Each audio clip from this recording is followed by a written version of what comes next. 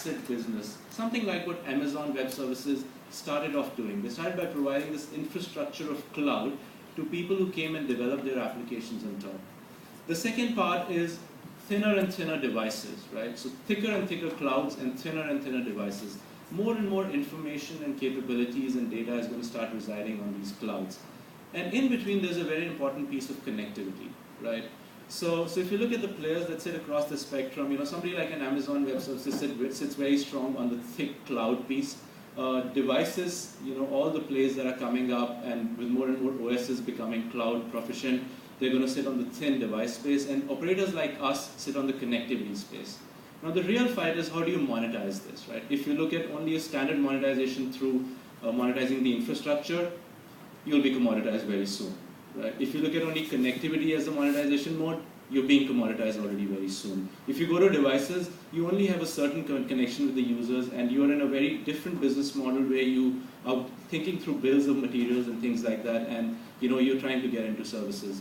So the real monetization glue comes from the applications and services that you build across this. And it's almost a race now. Is it the cloud people who are going to build these applications like Dropbox and going to make the most money out of it? Or is it the devices people who are going to build these cloud applications like Apple and going to make the real money out of it? Or is it the operators, the connectivity pieces, who are going to expand further and build applications out of it and then monetize it more and more? So that's one big thing that we are focusing on in Singtel. We're looking at building more and more applications that bundle very tightly with the connectivity piece. Some of the things that Amdoc was mentioning in the morning are of extreme interest to us, and we've been thinking of similar things as well. Exactly going that way, which is to say, let's get applications plus monetize that connectivity really, really well in this cloud dimension. Contented, right? Content was king, is king, and will remain king. There are ups and downs in the content industries. I think it's one of the industries that's seen the maximum changes, the maximum transformation as we've gone about. Newspapers have seen, and the maximum transformation. Digital media coming in has shown that content production houses need to think about their long tails, how they can monetize it more and more through these digital media. But content remains a key backbone for all the applications that we build. So if you see, most of the people access this content really, really regularly on their devices, whether they access it through browsers or they access it through applications or they access it through various modes like we were mentioning earlier, preloaded on devices and things like that. But content remains key, and some play in content is essential for all of us sitting in this room probably. Some play in content, whether it's a direct play or an indirect play. We are somehow associated with it, and we somehow let go some part of our monetization to the content owners. So how deep we get into the content play is another big decision that most of us face, especially operators. Cross-screen is something that is another trend that we are very actively following. I mentioned earlier that to us, cross-screen means a little different from what it shows here, the same content on two screens. To us, it means different roles for different devices. We very strongly believe that we will be using multiple devices all at once. We will be answering to SMSs on our mobile phone while we do some search for information on our tablet, while we watch a related program on the television. So I have a small video clip to show you. It's unfortunately it's not Singtel. It's a visionary clip, but I think it gives you the idea of what I'm talking about. So if you'd bear with me, I'd like to show you that clip.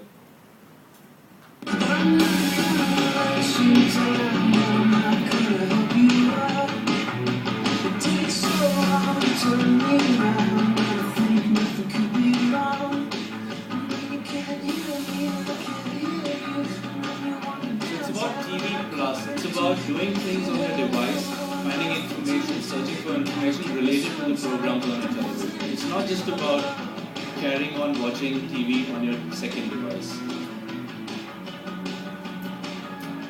It's about the social interaction around the content that you watch on multiple devices.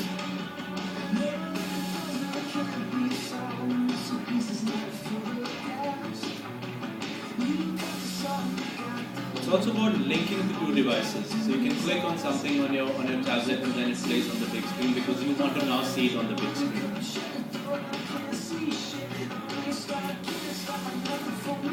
You can see something on the screen and you can go shop for it and complete the transaction on the other screen.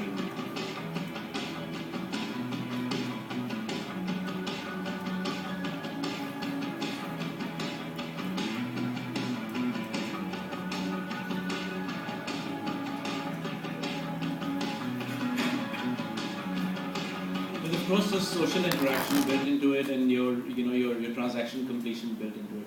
So we see this as a very, very strong space that we want to work on. We've developed our quad plays very aggressively in some of our markets. In Singapore, in Australia, we are very strongly going after a quad play. In India, we now have a quad play proposition as well. Increasingly, we're trying to link these plays now through applications like these, which make you do different things on different devices. So I think that space is really interesting to us. The other thing is games. Platonic. We think it's one of it's a revolution waiting to happen in the emerging markets. It's already on in some of the gaming pro markets like Korea and Japan. There are learnings from those markets. We expect the gaming market to grow Zoom. We expect this revolution in the emerging markets to be led the mobile way. But it's interesting that it's again a little different in the sense that social games have been the key driver on Facebook. One of the top 7 of the top 10 Facebook applications are games. So social games have been a big driver of the gaming revolution. We believe that is so in emerging markets as well, but one key piece is missing. All these games on Facebook are now able to monetize these. Zynga is able to monetize through Facebook credits, right? Tencent has their own ecosystem for virtual currency, and they're able to monetize those games in the markets through virtual goods. We see that model as a very strong potential in our emerging markets as well. In fact, I don't know if I have an example here, but yeah, maybe I can come back to this again. Shanda, a gaming manufacturer in China, introduced virtual goods and virtual currency into their gaming ecosystem, and pretty soon, before you know it, over a 3-year time frame, 87% of the monetization started coming through virtual goods. So we see this space as a big one. But moving back to gaming, then what does it mean for emerging markets? In emerging markets, really, it's very difficult to implement a virtual currency. You would have to do millions of top-up cards and distribute them in 100,000 outlets. Well, guess what? We operators already do that. We do print millions of top-up cards and distribute them in millions of outlets, in hundreds of thousands of outlets in these emerging markets. So we feel a very strong component for the gaming ecosystem, which is the monetization through the virtual goods and the virtual currency and in-app and in-game billing, is right now missing in these emerging markets, and we feel we are the best positioned to build this into a small ecosystem for gamers. So that's one more area that we're focusing on. We've made some moves in that area. We've started to make some moves. Fusion is another trend that we are talking a lot about. We are a communications player. We've traditionally been a communications player, and the world wants communications. Consumers want communications. Only now they want far richer communications. Now they want communications which are IPized. They want communications where their phone book is their social network and their social network is their phone and address book. They want enhanced messaging. They don't want the confusion of sending an MMS to send a picture or an SMS to send a text and toggling between the two and then configuring some network APN codes to finally be able to surf data. No, they want enhanced messaging which can do it all for them at one go. They want enriched calls. They want to switch from voice calls to video calls and back and forth, and while you're making a video call, they want to share pictures and do things like that. They want to bring the social element into it, recommendations into it, and they want to integrate voice into their existing social applications as well. So these are all the spaces that we're working a lot on. So again, this is one more trend from the operator side that we are pursuing very aggressively, and you will definitely see some big applications and some strong systems being built on it to create this space more and more for us. And the other big trend is something that we were alluding to earlier on in the panel as well, is monetization is really becoming possible in this world now. People are willing to pay. If you look at the Japan example, people are willing to pay up to $9 for consuming the video that they want to consume in a month. They're willing to pay up to $3 for all other applications, but they're also willing to pay up to about 82 cents per month for the music that they consume. If you add all of this up, and if you assume 100% penetration, that would mean a $15 ARPU uplift, which would be a mobile operator's dream, really. So this is a space that we really cannot ignore, that monetization is really happening, but we need to figure out the right ways to get people to monetize it. I think Christian from Google was mentioning one example, which is a very, very developed market example of very rich news applications that you could, and magazine applications that you could monetize. But this monetization definitely looks a little different in the emerging markets. In the emerging markets, we believe it's going to be more and more freemium model. In the emerging market, we believe it's going to be more and more billing through operator. because that is one of the only ways to build. In the emerging markets, we also believe that it's going to be a lot more, monetization is going to be a lot more dependent on social reference and social recommendation. So any monetization engine that is pegged without a social recommendation is going to be very, very difficult, because mass advertising is very expensive, getting to consumers is very difficult, and the social mode is the only mode that you can excite people about paying for an application that they traditionally have been used to consuming free through piracy or other means. Right? So we feel that combination is really critical for us. I did mention alternative monetization modes, so we feel the virtual currency and the virtual goods mode is a really, really critical one, and people are spending real money on these things. Real money on these things, and there is real money.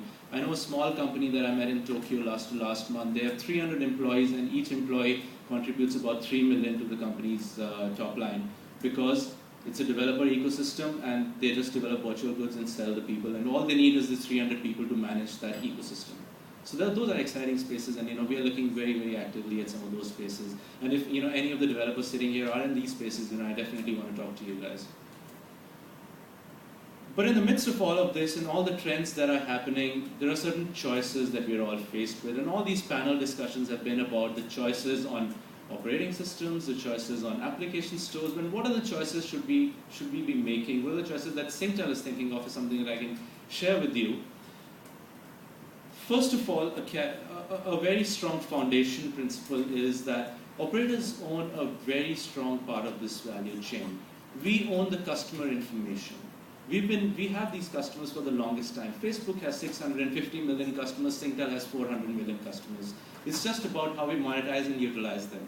Facebook has created great valuations out of these customers. We are creating great returns from our infrastructures for these customers. Now it's about crossing our paths and how to realize value out of these customers. We have a lot of information. We know who he calls whom, from where, when, how much does he talk, what does he talk about, what is the kind of stuff that he searches, what are the kind of things he Googles for on his mobile, things like that. We know all of that information, but I still put a half bar on that because we still don't know how to use it very well. That's a very big problem. We've used some of this information very effectively internally for our churn control mechanism. We've seen, especially in the developed markets, our churns are down to abysmally low percentages, and below that would be scary if you go below those churn percentages. So we're already down 1%, 1.x% churn rates. If you go below that, very difficult. Contracts help with that, but customer information, retention campaigns based on that information help a lot. So we know how to use that information, but we still have not meta-tagged that information for the internet and app world. And anyone who can come with us, partner with us on a journey to meta-tag this information and make it useful, we want to really talk to those people. So I think that's really important space for us. Distribution and payment collection capabilities, especially in the emerging markets, but also in the developed markets, is something that we own. Right? It's only a very small step from using our talk time for applications, right? From talk time to applications. We need to take that step. We're starting to take some of those steps. It's slow, but it's taking time, but we're starting to take those steps, but we own that space. And in a market like India, it's very, very difficult and very expensive to do it without us. So that's a critical part of it. Customer relationship with the postpaid as well as prepaid. They talk to us. We have huge customer service expenses as part of our P&L. These customers talk to us. We know their preferences. We know them. We know their credit history. Right? So we own this customer relationship. We have a billing relationship with them. We have an ongoing, recharging, recurring revenue earning relationship with them. So that's really, really valuable. So these three to me are the strong foundation that any telco operator starts with in the app ecosystem. But then again, which are the things that we're focusing on in applications? So we see three spaces as far as it concerns applications per se, and I'll move in a little bit to the ecosystem. We see, first of all, telco interaction apps. We are a big service in ourselves. Yes, we need to give access to other services like social networking and others, but we are a big service in ourselves. So our bills, accessing your account, subscribing to new services, that's really valuable for us. We're focusing a lot on that bottom part. We're focusing a lot on building in-house applications for these interactions. Goes a long way also in interacting with the OSS and BSS space, linking our OSS, BSS space to customer service and linking it directly to consumers. That's something that we're working on in a big way. Our own apps, we've selected and isolated some of these key trends that I talked about, some of these focus areas. We're trying to build our own applications and platforms in these spaces. We're trialing in some markets. We hope to take them regional, global as we go along. We have realistic ambitions. We want to start small and then take them big. Then, of course, the third-party apps. As I said, we're making our organization very, very open. We're working with developer communities aggressively. We're starting to open our organization to outside innovation a lot through third-party apps. So these are the three spaces. So I'd like to focus a little bit on some of the own apps that we've done and that have done really well for us. And if nothing else, we've learned a lot from them. Of course, they're giving us returns, but we've learned a lot from them. The first is our really, really popular and Singapore's leading app called Amped. It's a music store for Singapore. Okay. But it has some very unique elements built into it. First of all, we realized that branding the store and partnering with the right labels is really, really important. So we went ahead and partnered with Sony Music to load a lot of the rich and the long-tail content onto it. We brought Lady Gaga in as a brand ambassador. In fact, she just did a concert for us. We created the buzz around the applications. A lot of these things are about the buzz and the awareness that you create about these applications. And then we focused a lot on user experience. So AMP is, if you guys don't have it, I'd urge you guys to download it and try the user experience.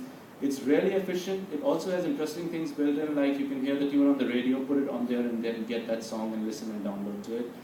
We've also coupled with it something that we're really good at doing, which is pricing our connectivity as part of it. So we actually bundle data bundles along with it, and that I think is a key for other operators that are here in this room as well, that apps without the connectivity piece closely linked to it and data bundles and pricing packages closely linked to it have a tough time. We learned that, and linking our data bundles with AMP, giving some free, giving monthly charges, subscription-based packages, linking it to subscription with other packages that we anyway sell is a big seller.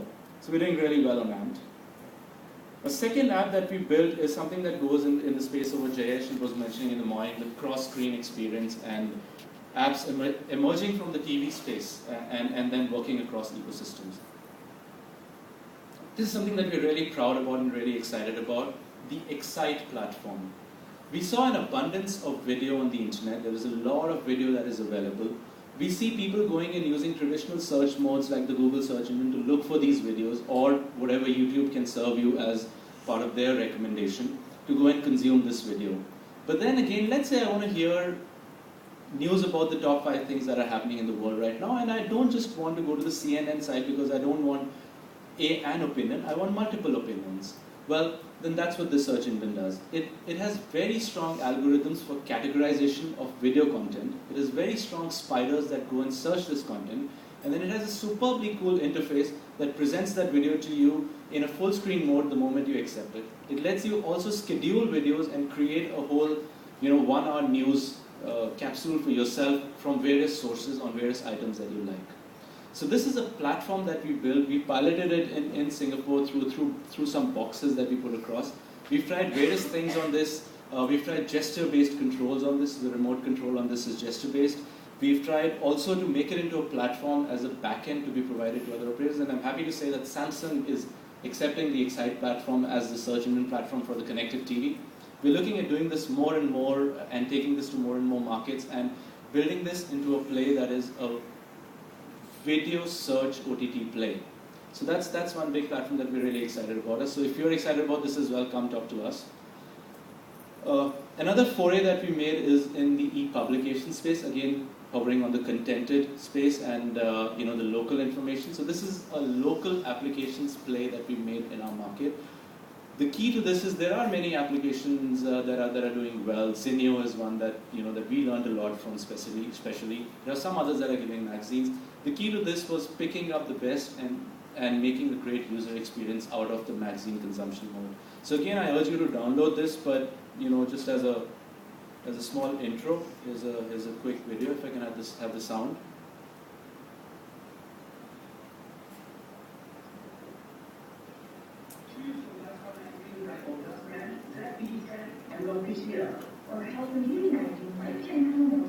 Maybe.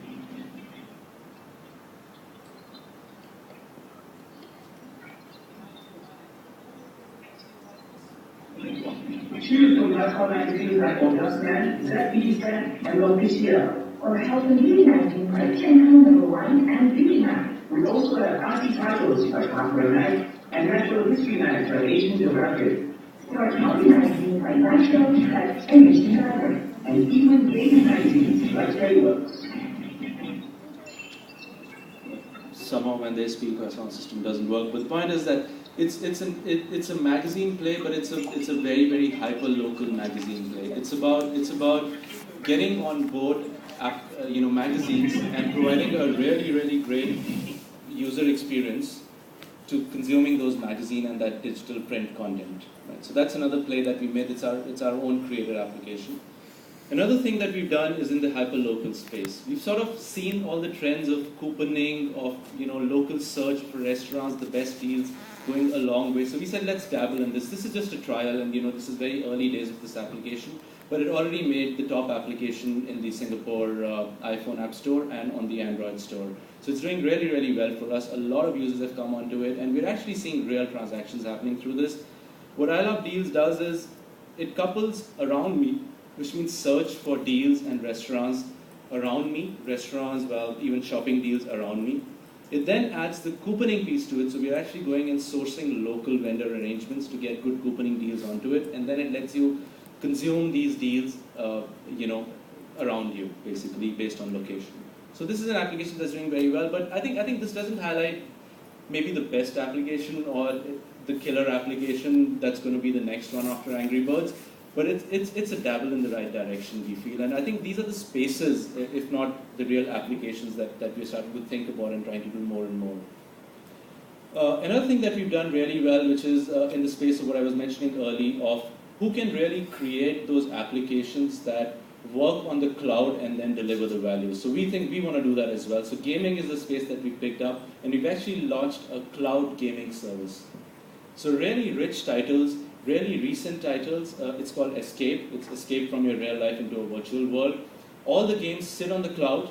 You're able to, in real time, play those games with multiple players, and it's a really, really exciting experience. And you can play this on very, very thin devices and across devices. So that's another very interesting space, and we hope to do more and more in this space. Again, it's exciting, worth checking out, Singtel Escape.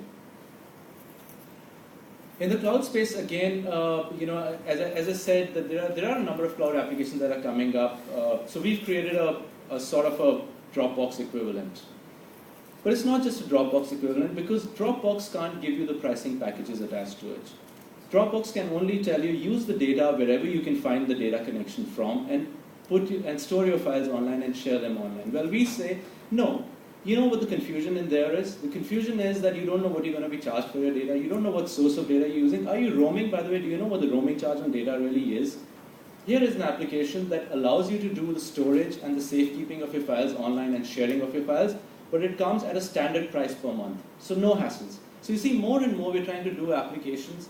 We're not trying to reinvent the wheel. We're not trying to do phenomenally new and innovative things. We're trying to pick up from the trends, but we're trying to club with them some of the capabilities that we own. These are capabilities on pricing. These are capabilities on network assets. These are capabilities on location that we have a very strong hold on. These are capabilities on customer profile. Right? So that's sort of the spaces that we're working on. And I've talked to several operators. I think all operators are generally thinking in this way. I don't know if it's articulated in this way or not. But I think that's definitely the line that we want to follow in Singtel. And you'll see more and more things coming out from our side on this. So I'll skip this video, maybe. But let me come quickly to one of the other questions that were being discussed on the application stores. What are the options that operators have on the application? So I see three options, really. One is you promote the native stores, which are the device stores or the OS stores. The Android, the OV store, the Microsoft. There's so many of them, right? And some people are using some, others using the other. We say we don't want to worry about that. We want to work with all. Right, so we work with all, really. So we also, almost maybe we're the first few operators that are integrating with the Android store as well. So that's the mega mall concept that we're working with. Yes, we need to have these mega malls. We sell all of these devices. Well, handset manufacturers, go build your brands. Sell all the devices you can. We're with you.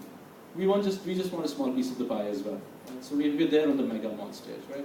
Then the other extreme is creating our own ecosystem and our own stores. So that's like the local stores, the hyper-local stores, if you may. Because we know the customers, we know the location, we know the profile, we know the information, we can attach some pricing packages to applications.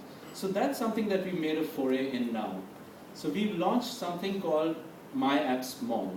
MyAppSmall is now live. It is an applications ecosystem. It is something that links developers with consumers, but very importantly, and the core to this MyAppSmall is a very, very strong integration of network APIs.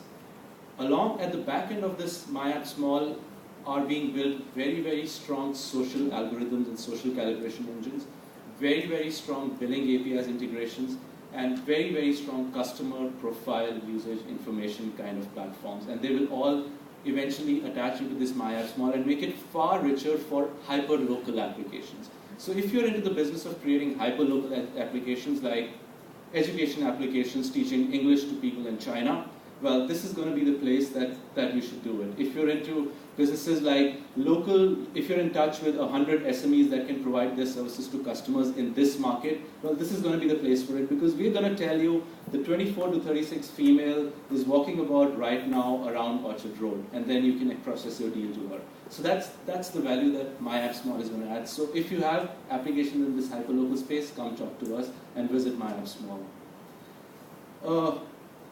I promised in my note that I sent to Eva that I'll talk about the next big thing. So I'm going to do that. Samsung has big launches coming up for devices. So I'm going to come up with the next big thing that's going to be the app that's going to beat Angry Birds. So are you ready for it? The answer is no one knows. We don't know, right? I don't know if there is an app that beats Angry Birds, but we know some things about it. We know that it's going to be around some of these 9 to 10 spaces that we've talked about. We know it's going to be around InfoLust, it's going to be around cloud, it's going to be around crowd, it's going to be around communications fusion, it's going to be around a cross-screen experience, it's going to be around games, and it's going to have a very rich component of content in it. We also know a little bit about what this is starting to evolve like. We know that it's going to be a number of platforms that feed into an ecosystem that allows people to create a lot of applications on the basis of these fundamentals. And these fundamentals to us are location, they're hyperlocal, they are different monetization modes, they are relevance and profile information, they are some format of content integration, and they are based on some sort of a social platform. So any app ecosystem that comes to you but doesn't have these 6, I would be doubtful. So that's the message that I'd sort of leave you with. But I can answer any questions if you have for a few minutes, if Mike allows me, or maybe 1 or 2 questions, quick one.